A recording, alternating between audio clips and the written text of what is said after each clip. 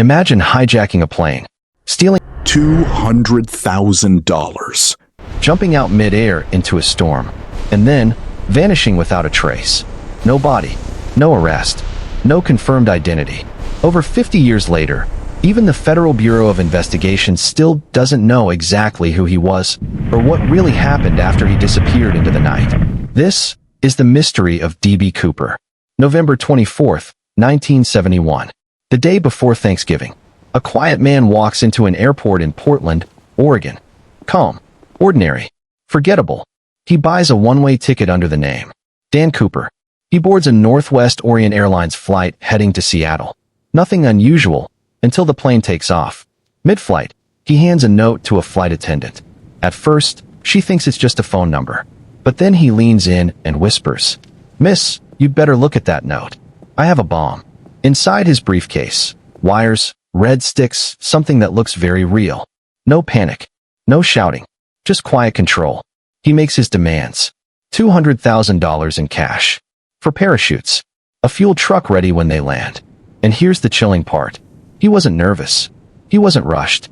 It was like he had done this before. The plane lands in Seattle. Authorities scramble. The Federal Bureau of Investigation gets involved immediately. They gather the money, carefully recording every serial number. Passengers are released.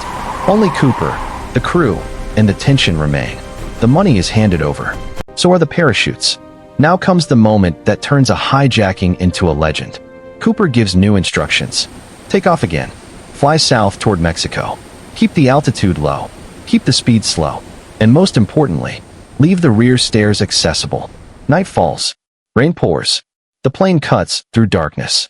At exactly 8:13 p.m., a warning light flashes in the cockpit. The rear stairs have been deployed. Somewhere, over the wilderness of Washington state, D.B. Cooper jumps. Think about this for a second. Pitch black night. Heavy rainstorm. Freezing temperatures. Dense forest below. No GPS. No modern gear. Just a parachute and a bag of cash. The plane lands safely later that night. But Cooper? Gone. Search teams comb the forests. Helicopters scan the terrain. Divers check rivers. Nothing. No parachute. No body. No trace. It's as if he vanished into thin air. For years, the Federal Bureau of Investigation chased leads. Hundreds of suspects. Thousands of tips. Some believed he was a trained military paratrooper. Others said he couldn't have survived the jump at all. Then, in 1980, a young boy discovers something shocking. Buried near a riverbank. Bundles of cash. The serial numbers match Cooper's ransom money. But here's the twist. Only a small portion was ever found. Where's the rest? Where did it come from? And why was it buried there?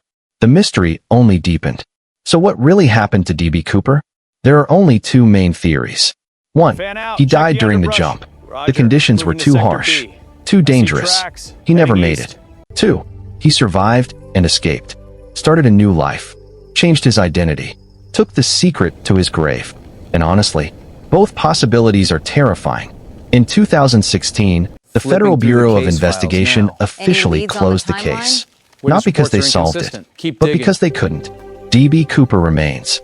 The only unsolved skyjacking in U.S. history.